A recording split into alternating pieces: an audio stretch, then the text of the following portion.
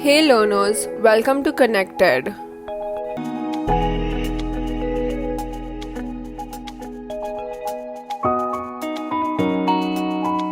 Today we will read a story, Packing by Jerome K. Jerome, who will teach us how packing can also be a tedious task if not done correctly, and also highlights the significance of friends in one's life. We will also learn a lot of new words which will improve our vocabulary. Without further ado, let's get right into it. The writer Jerome liked to pack luggage for trips and announced that he would do the packing. Jerome thought that his ability to pack luggage was better than others. He asked his friends George and Harris to leave the task of packing to him. The two friends agreed to his offer instantly, which was strange. George sat comfortably on the easy chair and Harris bent his knees as he sat on the sofa and kept his feet on the table.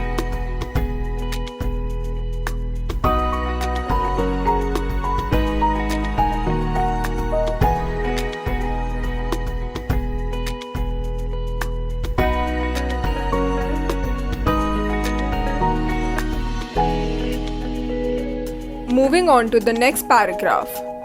By saying that he would pack, the writer did not mean that his friends would sit and relax while he would do all the work. He had meant that he would boss upon them while they would do all the chores. He would nag them and curse them for not knowing the work well, and then he would chip in to sort out the mess that they would create. He was irritated to see them sitting while he did all the work.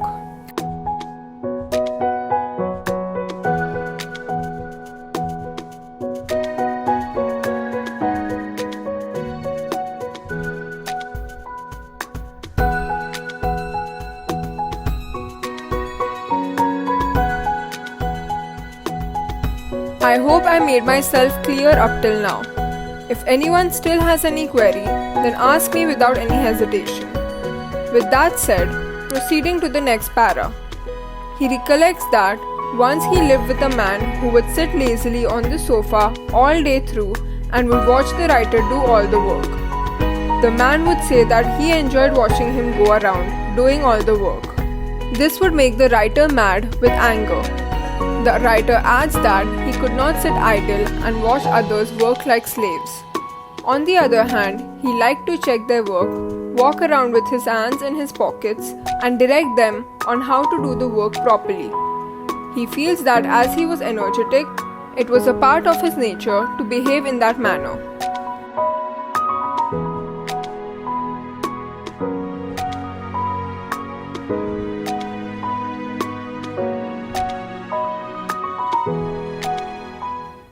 Moving on to the next para. The writer did not say anything to his friends and started packing. As he closed it, Harris said that he had forgotten to pack the boots.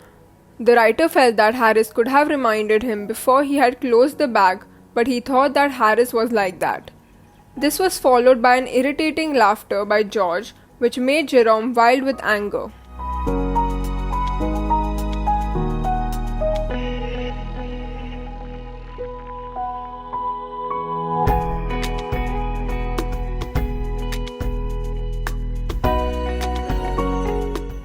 The text part contains a lot of difficult words, so don't miss out on any of them.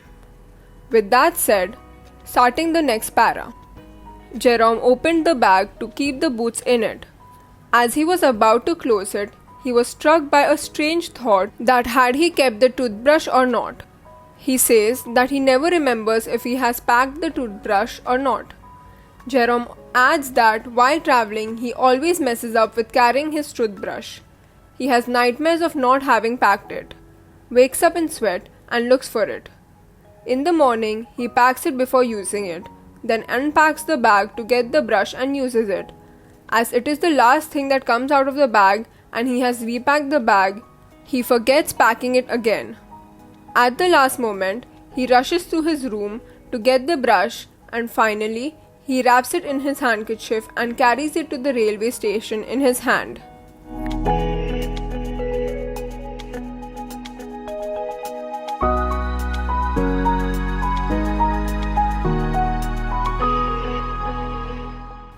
Proceeding. As Jerome was looking for his toothbrush in his bag, he had to remove everything, but he could not find it. He created a mess. He found his friend's brushes many times but could not find his brush. He kept everything back into the bag, one by one, shaking each item, and finally found the brush inside a boot. Then once again he repacked the bag.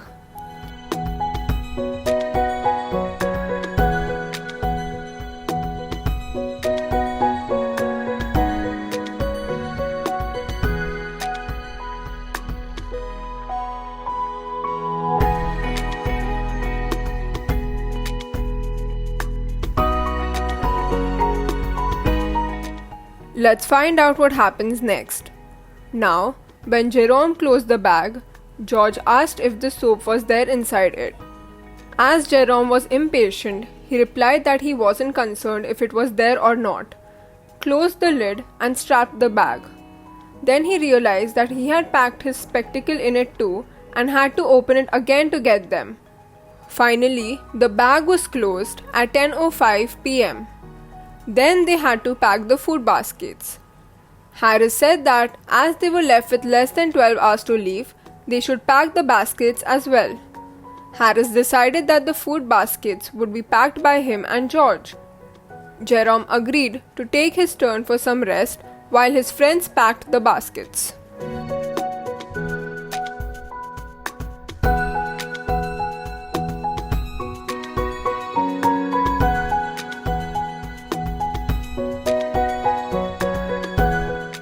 Where were they heading to? Will they have a successful journey? Let's proceed to find the answers of all the questions. George and Harris started packing the hampers in a happy mood. They wanted to show Jerome that they could pack well. Jerome waited for them to create a mess because he considered Harris to be the worst packer in the world. Jerome looked at the piles of plates, cups, kettles, and bottles, the jars, pies, cakes and tomatoes which had to be packed into the hampers. He thought that as the boys would mess up, it would be an interesting thing to watch. The scene became interesting as they broke a cup at the start. Jerome says that they broke the cup to indicate that they could do that too and to make things interesting. Harris placed the jar of strawberry jam on top of the tomatoes. The tomatoes were squeezed by the jar and then they removed the damaged tomato with the help of a spoon.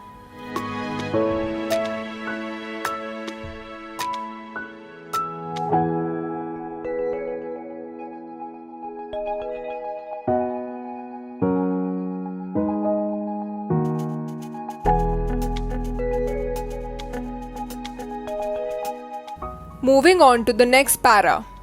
Next, George stepped on the butter. Jerome remained silent but sat on the edge of the table to watch the action. His silence irritated his friends. They became nervous and stepped on the things. They kept the things behind them and later, when they wanted them, they could not find them. They placed the pies on the bottom and kept heavier things on them which smashed the pies.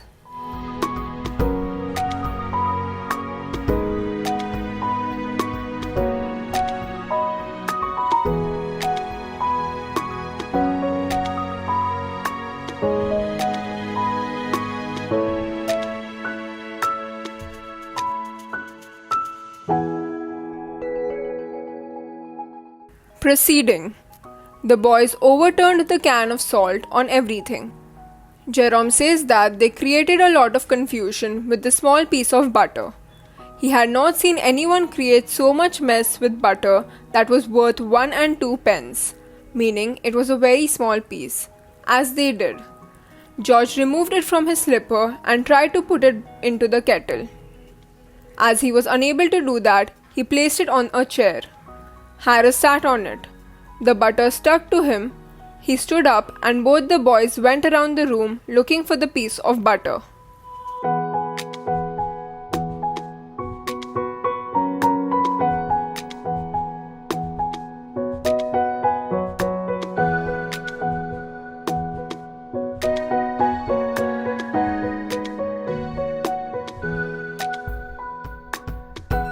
I hope the story is clear up till now. Now let's move on to the next para. George looked intently at the empty seat on which he had placed the butter a few minutes ago. He took an oath of truthfulness that he had placed it there not even a minute ago. Once again, they searched it in the room. They met in the middle of the room empty-handed. George said that the disappearance of the butter was the most amazing thing that he had known.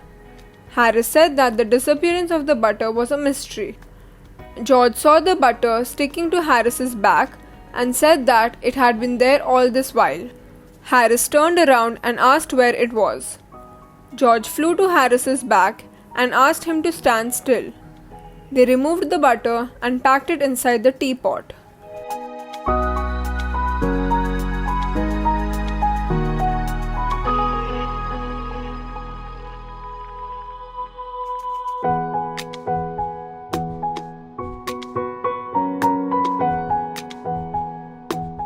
Proceeding to the next para. Jerome's pet dog, Montmorency, participated in all this. His aim was to interrupt everyone and then get scolded for it. Jerome adds that if Montmorency was able to twist into a place and create nuisance by angering people and get things thrown at him in return, he felt that he had utilized the day in a good way. Montmorency's aim was to get people to trip over him and scold him. By doing this, he felt that he had fulfilled his aim and would feel proud of his achievement.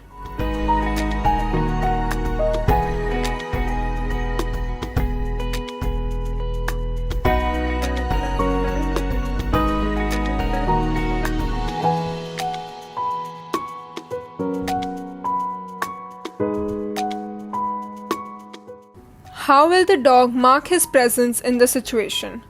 Let's find out. Montmorency sat on the things to be packed. He thought that when George and Harris reached out for the things to be packed, they were reaching out for his cold, wet nose and would bring it forward for them. He stepped into the jam bottle, he shook the teaspoons, and he acted as if the lemons were rats and stepped into the hamper to kill these rats. He was stopped by Harris, who hit him with a frying pan.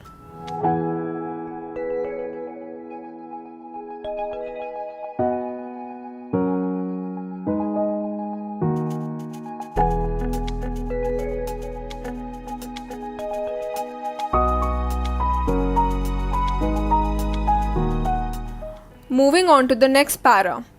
Harris blamed Jerome for encouraging Montmorency for doing all this mischief. Jerome said that a dog like Montmorency did not need encouragement. It was born to be like that and act like that. At 12:50, they had packed the hampers. Harris sat on it and said that, hopefully, nothing would break in it. George was indifferent and said that if something broke, it would not matter. As they were ready for bed, they went upstairs to sleep.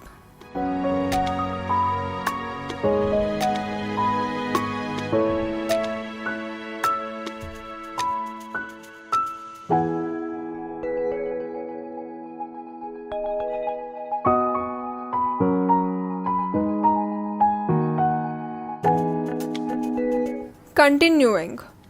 As they settled in their beds, Harris asked Jerome if he preferred the inside or the outside of the bed. Jerome said that he preferred to sleep on the inside of the bed. This seemed strange to Harris. George asked them that he should wake them up at what time. Harris replied 7, while Jerome wanted to wake up at 6 as he had to write some letters. Harris and Jerome had a discussion on the time and finally they settled on 6:30, each accommodating his time by half an hour.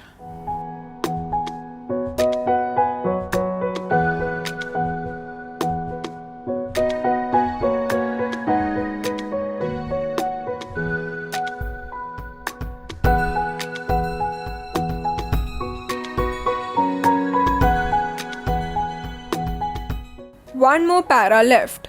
Let's finish it quickly and then we will practice some exercises to revise the chapter.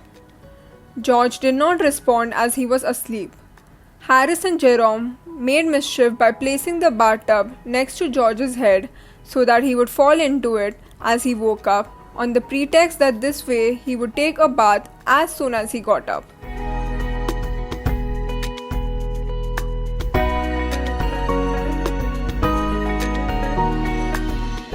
That's all for the chapter. I hope I made myself clear with the story. Now let's practice some exercises, starting the first one.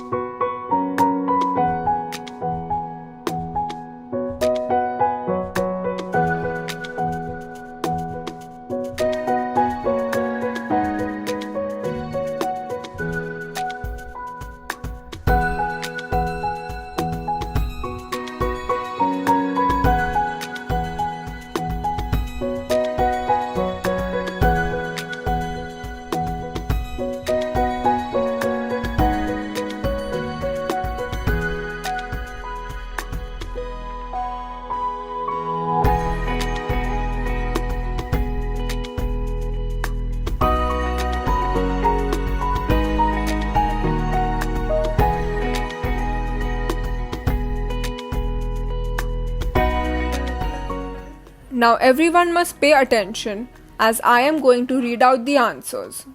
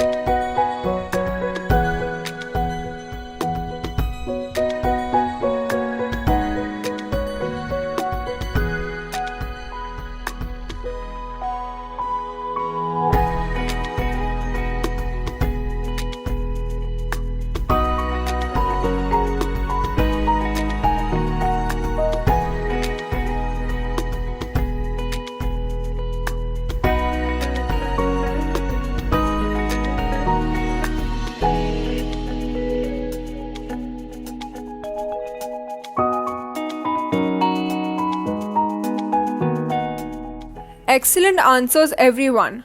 Now let's practice some exercises based on grammar.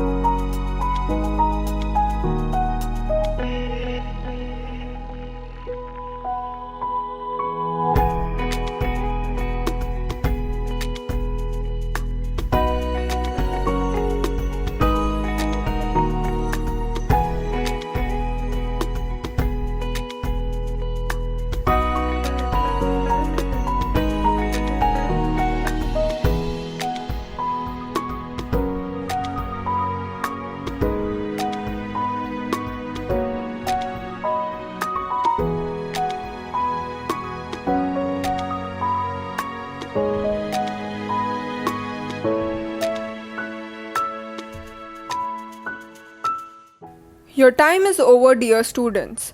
Now match the answers as I am going to read it out.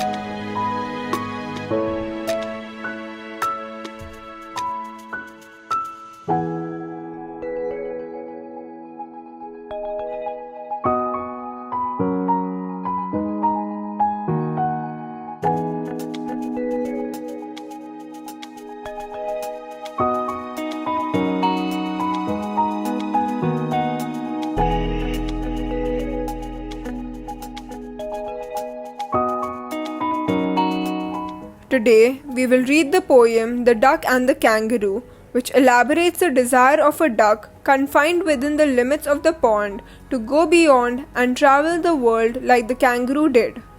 The poem will also brush up our comprehension skills.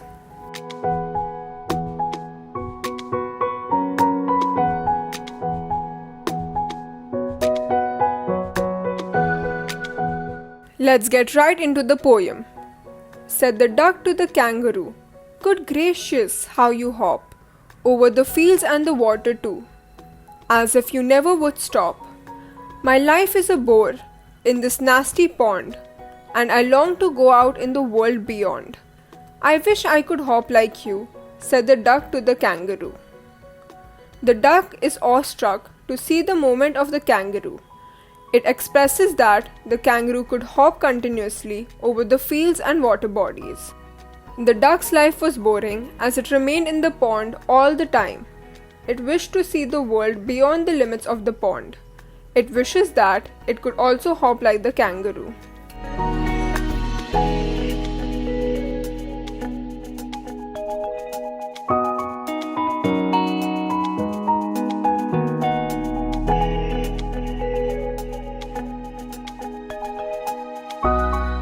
Moving on to the next stanza. "Please give me a ride on your back," said the duck to the kangaroo. "I would sit quite still and see nothing but quack the whole of the long day through, and we'd go to the Dee and the Jelly Boli, over the land and over the sea. Please take me a ride, oh do," said the duck to the kangaroo. The duck requests the kangaroo to give it a ride on its back. It promised that it would sit quietly and would just quack all day. The duck lists the places that they would visit as Dee and Jelly Boli. It adds that they would hop over the land and the sea.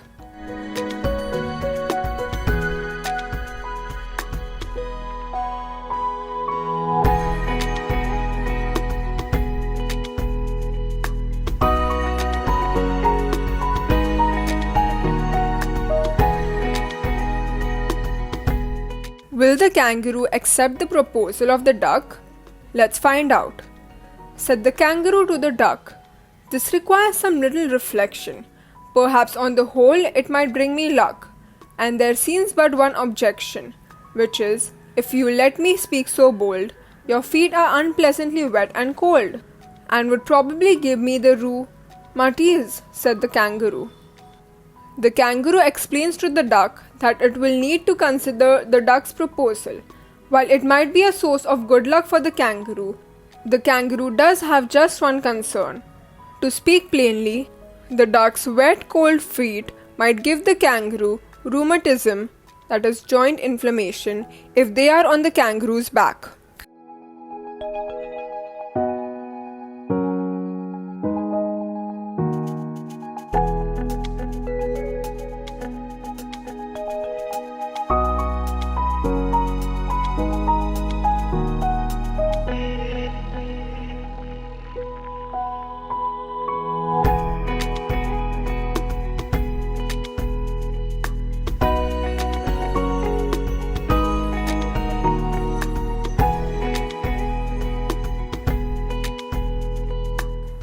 Proceeding to the next stanza. Said the duck, "As I sat on the rocks, I have thought over that completely, and I bought 4 pairs of worsted socks which fit my web feet neatly. And to keep out the cold, I have bought a cloak, and every day a cigar I'll smoke, all to follow my own dear true love of a kangaroo." The duck said that, as it sat on the rocks during the day, it had thought over it. In order to avoid that, the duck had bought 4 pairs of worsted socks which fitted its web-shaped feet well. In order to stay warm, it would wear a shrug and also smoke a cigar every day. The duck would do all this to protect the kangaroo as it was a beloved.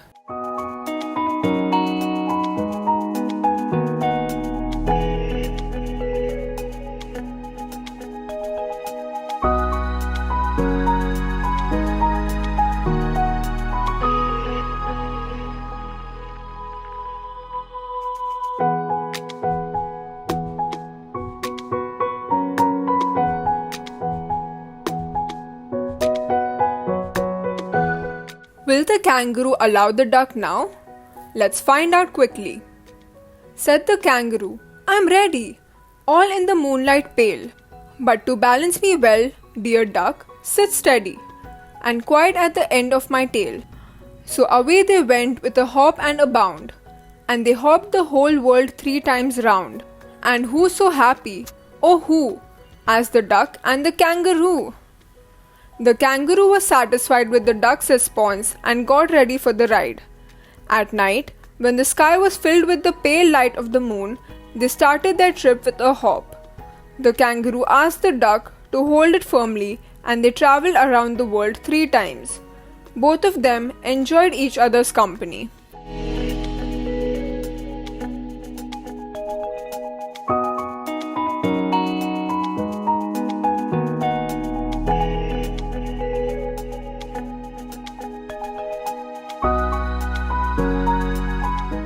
That marks the end of the poem. Now let's practice a short exercise to revise the poem.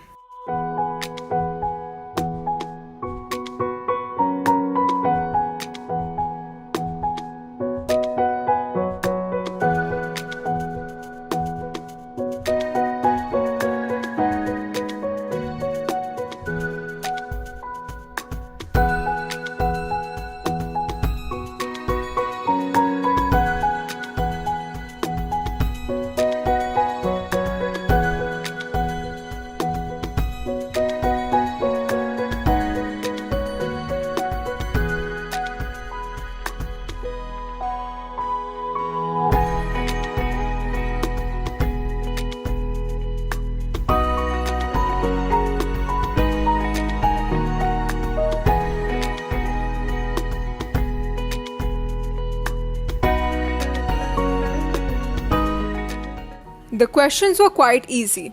I hope everyone is ready with their answers.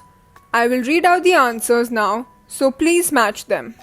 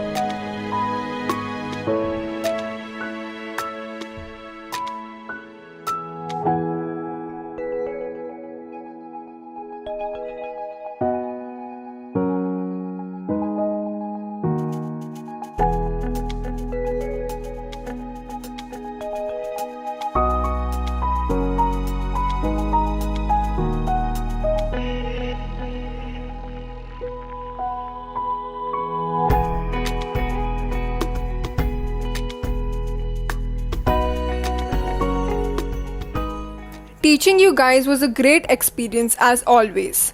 That's it for today's class. We will meet in the next one.